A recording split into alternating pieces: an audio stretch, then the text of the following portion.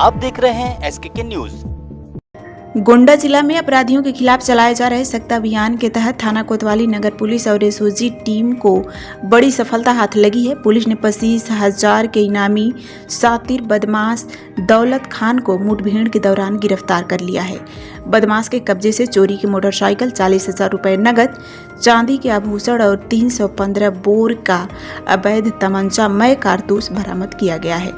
Police अधीक्षक विनीत जायसवाल के निर्देशन पर अपर पुलिस अधीक्षक पूर्वी मनोज कुमार रावत के पर्यवेक्षण और क्षेत्राधिकारी नगर आनंद कुमार राय के नेतृत्व में एसओजी और कोतवाली नगर पुलिस की संयुक्त टीम अपराधियों की धरपकड़ में जुटी हुई थी।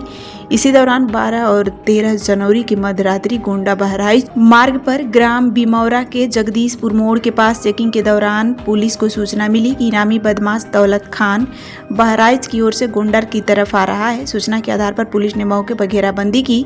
खुद को घेरता देख बदमाश ने पुलिस टीम पर फायरिंग शुरू कर दी।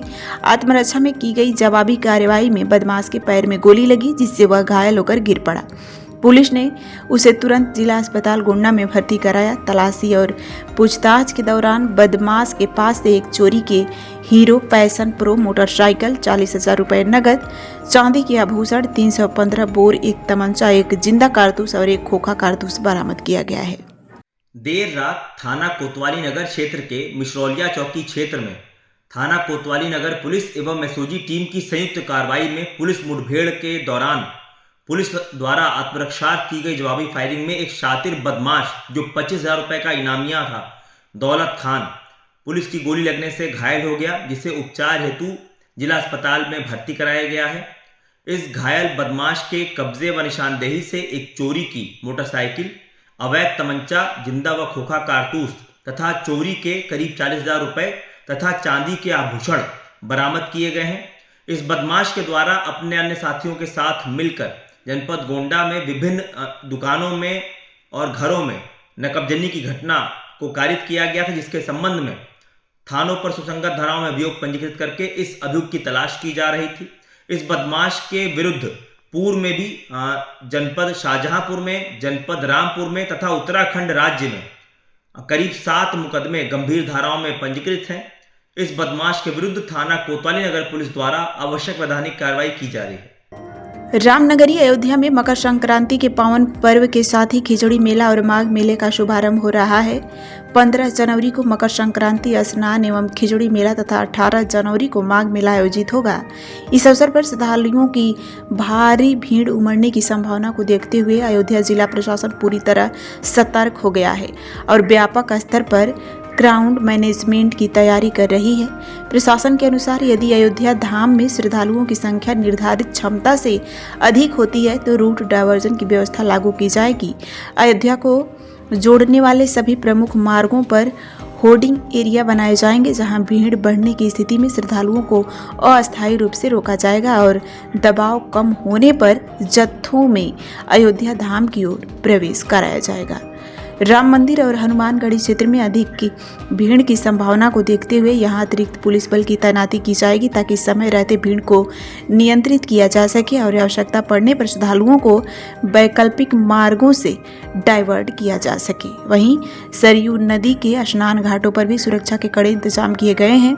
घाटों को सेक्टर और जोन में विभाजित कर राज्य परित अधिकारियों एवं सीओ स्तर के अधिकारियों की ड्यूटी लगाई गई है। जिला प्रशासन का दावा है कि श्रद्धालुओं की सुविधा और सुरक्षा को ध्यान में रखते हुए हर स्तर पर पुख्ता व्यवस्था सुनिश्चित की जाएगी।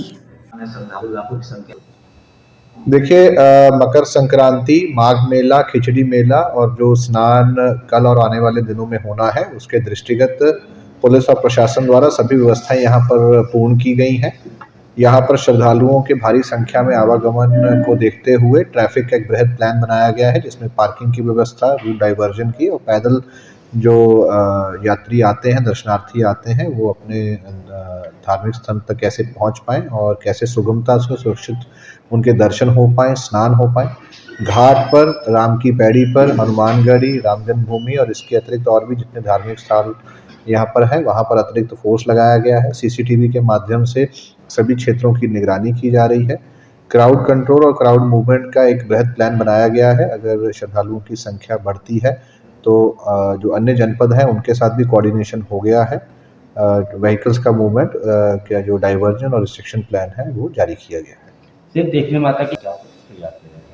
देखिए विशेष रूप से हनुमानगढ़ी और राम जन्मभूमि के लिए हमारी पहले ही स्टैंडर्ड ऑपरेटिंग प्रोसीजर्स और स्कीम्स क्राउड मूवमेंट की स्कीम्स बनी हुई हैं। जैसे जैसे श्रद्धालुओं की संख्या बढ़ती है तो कैसे श्रद्धालुओं का आवागमन वहाँ पे सुरक्षित रूप से और सुविधापूर्वक हो सके, इसके लिए स्थितियों को देखते हुए उन स्कीम्स को लागू किया जाता है, जिसके लिए सभी अधिकारियों को ब्रीफ कर दिया गया है। स्नान घाट पे सब क्या व्यवस्था है? देखिए स्नान घाट, नया घाट और कच्चा घाट पर अतिरिक्त ड्यूटी लगाई गई है। साथ ही जो हमारी फ्लड पीएसी है, जल पुलिस है, एसडीआरएफ है, इनकी भी तैनाती की गई है। सुरक्षित रूप से सभी स्नान हो सकें और किसी भी श्रद्धालु के साथ कोई घटना ना हो पाए, इसके लिए सभी तैयारियां की गई।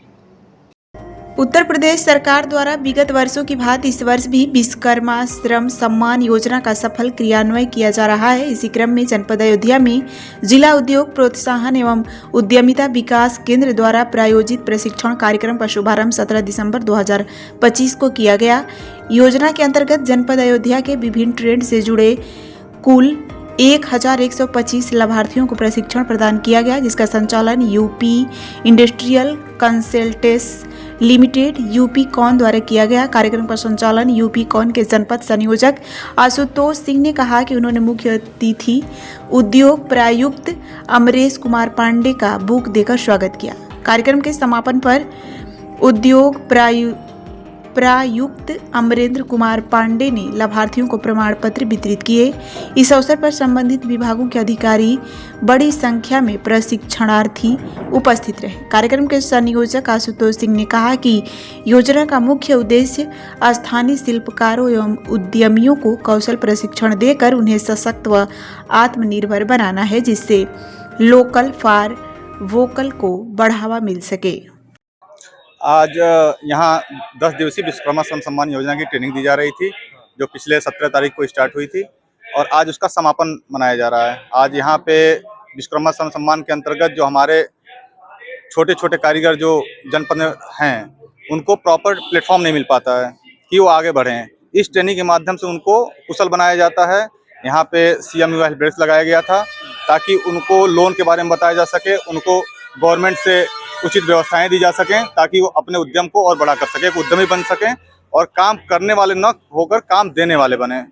ये कार्यक्रम हमारे यशस्वी मुख्यमंत्री योगी जी द्वारा 18-19 में स्टार्ट की गई थी ताकि सभी जनपदों में जो छोटे छोटे कारीगर थे, धोबी हो गए, कारपेंटर हो गए, दर्जी हो गए, जिनको एक उचित प्लेटफॉर्म नहीं मिल रहा था, आज उनके लिए यह उत्सव है। ये कार्यक्रम नहीं, उत्सव है। इस कार्यक्रम के माध्यम से उनको स्किल सेक्टर काउंसिल द्वारा सर्टिफिकेशन किया जाता है। ये सर्टिफिकेशन पूरे विश्व में मान्य है। ये यहाँ पे भी रोजगार कर सकते हैं, बाकी अब्रॉड में जाकर कहीं भी अपना रोजगार कर सकते हैं। टोटल इस प्रशिक्षण में 1125 की ट्रेनिंग हो रही थी, जिनका बीच में कुछ लोगों का समापन हो चुका था। आज ये 13 बैच का समापन हो रहा है। अच्छा, इसमें यहाँ पे इनको 10 दिवसीय कार्यक्रम समापन के बाद इनको एक सर्टिफिकेट दिया जाएगा, जिसके माध्यम से किसी बैंक में जाके लोन के लिए अप्लाई कर सकते हैं। जो मुख्यमंत्री द्वारा CM युवा लोन चलाया गया है, 5 लाख तक का लोन, ये बहुत इजीली उस सर्टिफिकेट में पा सकते हैं। बाकी मैं कारीगरों के उत्साहवर्धन के लिए आज अयोध्या के संयुक्त उपायुक्त और यहाँ के उद्योग उपायुक्त से निवेदन किया हूँ कि वो आएँ आज। तो श्री अमरेश जी आज यहाँ आएंगे, उनके द्वारा मैं सारे कारीगरों को साल से सम्मानित कराऊंगा उनके यहाँ से, ताकि उनका उत्साहवर्धन हो और वो आगे अच्छे से अच्छा प्लेटफॉर्म लेकर काम कर सकते। सत्र में तो अभी सिलाई मशीन नहीं दी गई, लेकिन पिछले सत्र में 1125 में से 575 लोग जो सिलाई में दर्जी में ट्रेंड हुए थे, उनकी सिलाई मशीन 2-3 दिन पहले बांटी गई है। बहुत ही अच्छा कार्यक्रम है और इस तरह के कार्यक्रम जो छोटे मजदूर हैं, कारीगर हैं, जिनको एक प्लेटफॉर्म नहीं मिल पा रहा था, उनके लिए कार्यक्रम बहुत ही जरूरी है। उससे उनका उत्साहवर्धन होता है, फाइनेंशियल सपोर्ट मिलता है बैंक से। एडिशनल है, चूँकि गाँव से पिछड़े इलाकों से लोग आ रहे हैं, वो सुबह काम करते हैं, दिन भर शाम को अपनी घर का चूल्हा जलाते हैं, तो उनको एक प्लेटफॉर्म नहीं मिल पाता कि जाएं हॉस्पिटल अपना 500 रुपया देके जांच कराएं। और तो यहाँ पे एक छोटा सा जांच शिविर लगा दिया जाता है ताकि उनको कुछ नॉर्मल प्रॉब्लम हो तो उनको पता चल जा सके। जैसे भी शिविर है यहाँ, हम लोग ये निःशुल्क जांच शिविर है, यहाँ हम लोग कोई पैसा नहीं लेते हैं। इनको फ्री में। आशुतोष सिंह, मैं यूपी कॉन की तरफ से अयोध्या में डिस्ट्रिक्ट कोऑर्डिनेटर हूँ।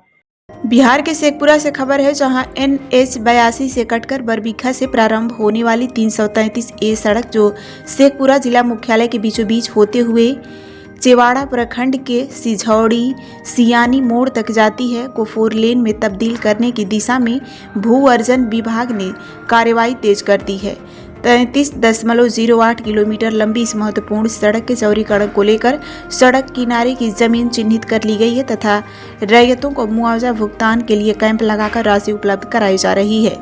इस संबंध में जिला भू अर्जन पदाधिकारी संजय कुमार ने बताया कि जिले में 333 ये सड़क मार्ग के अंतर्गत कुल 35 मौजा शामिल है और 2,951 रैयतों की जमीन के लिए लगभग 72 करोड़ रुपए विभाग को उपलब्ध कराए गए हैं। उन्होंने बताया कि 4 लेन सड़क निर्माण के अंतर्गत कहीं 2 लेन तो कहीं 4 लेन सड़क का निर्माण कराया जाएगा।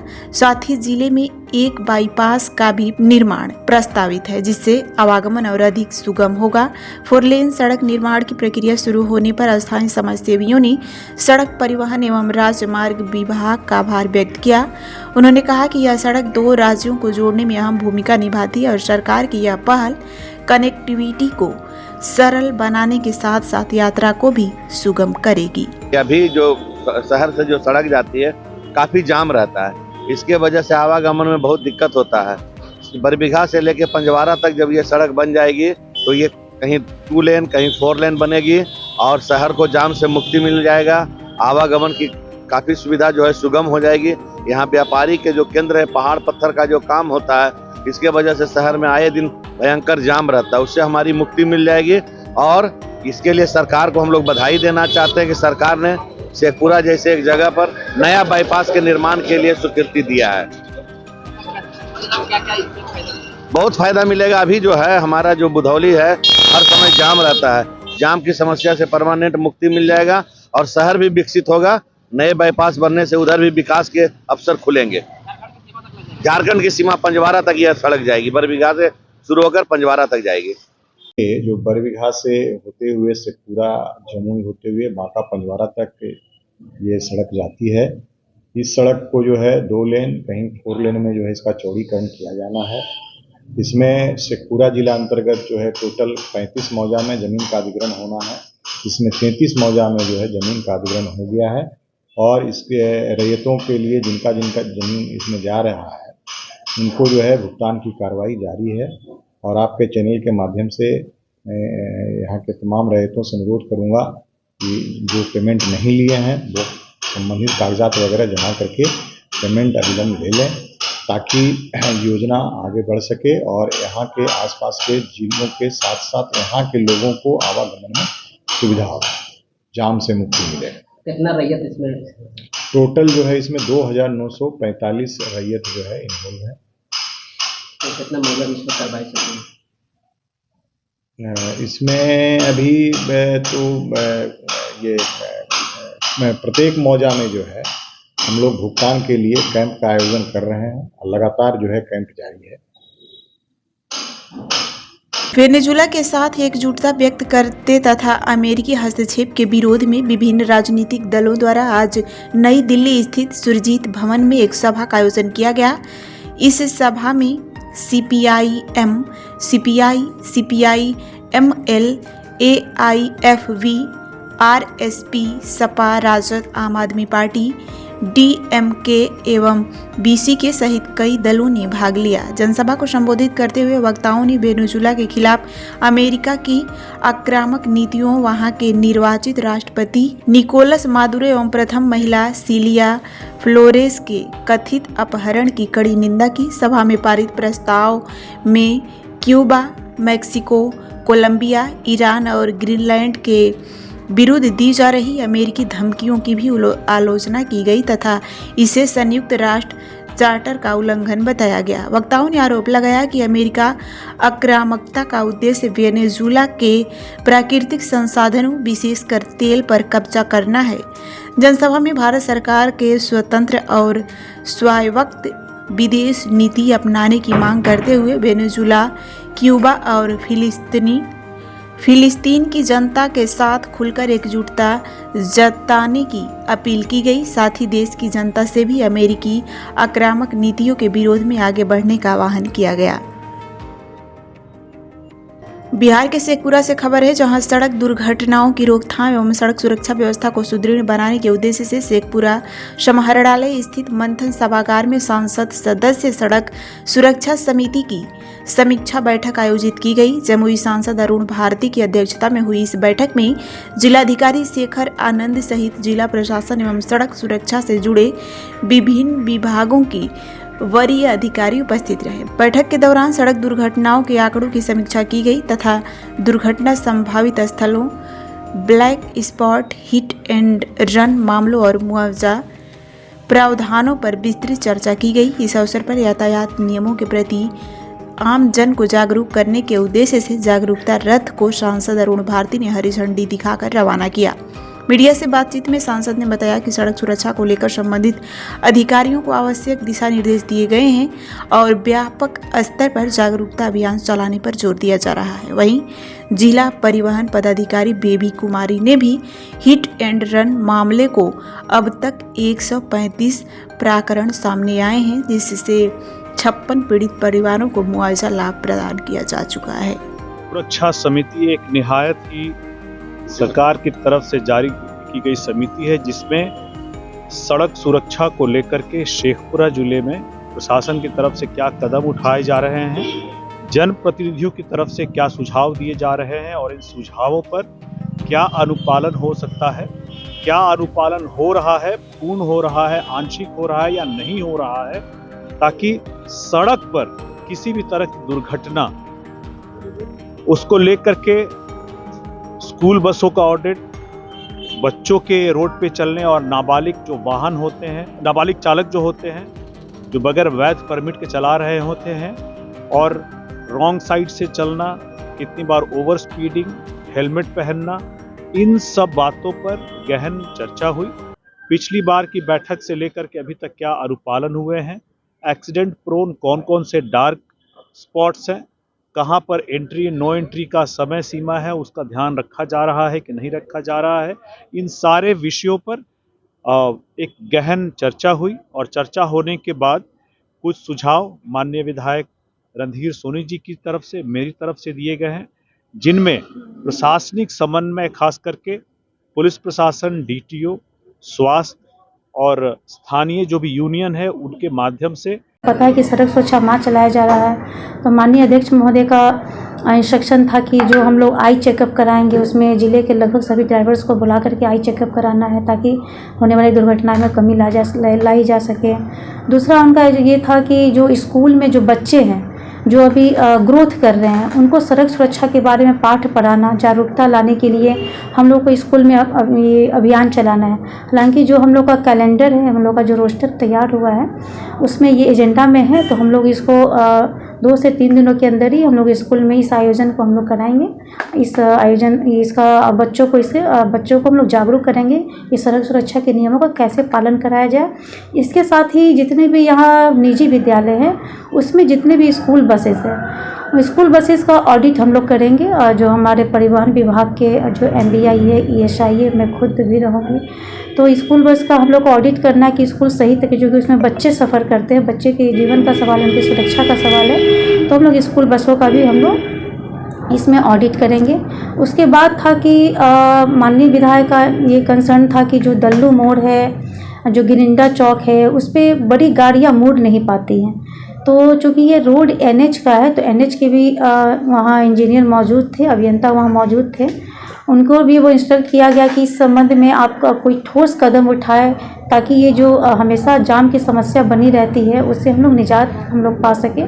तो हम लोग हम लोग आपस में हम लोग को इंस्ट्रक्शन मिला है कि परिवहन, ट्रैफिक, फिर आपका जो road construction depart, CD, RWD, NH सबको साथ मिल करके इस समस्या का हम लोग एक सर्वे करके एक समाधान हम लोग तैयार करेंगे और अगली बैठक से पूर्व इसका हम लोग अनुपालन करने की कोशिश करेंगे। कितना हमारे कार्यालय में 135 आवेदन उपलब्ध हुए हैं, जिसमें से जिला पदाधिकारी महोदय द्वारा 133 आवेदनों का अनुमोदन स्वीकृत करते हुए लाभों का जो उनको अनुदान दिया जा रहा है, अनुदान स्वीकृत करते हुए हम लोग ने GIC मुंबई को हम लोगों ने पोर्टल पे फॉरवर्ड कर दिया है और उसमें से 56 लाभों को भुगतान भी हो चुका है। बाकी शेष वहाँ पे ऑन दी प्रोसेस दिखा रहा है, इसका भी भुगतान अविलंब हो जाएगा। और यहाँ से जिला पदाधिकारी महोदय द्वारा रिमाइंडर भी किया गया है GIC मुंबई को कि अविलंब भुगतान करें, ताकि जो पीड़ित व्यक्ति है उनको लाभ अविलंब मतलब अतिशीघ्र मिल सके। अंतर्गत जहाँ पर संधि स्थल है, जहाँ टी पॉइंट है, उस पे जो है मतलब 1 साल में कम से कम 10 बार वहाँ ये हुआ हो दुर्घटना। जब 1 साल में 1 कैलेंडर ईयर्स में जब 10 बार दुर्घटना हुआ तभी हम लोग ब्लैक स्पॉट उसको हम लोग नामित कर सकते हैं।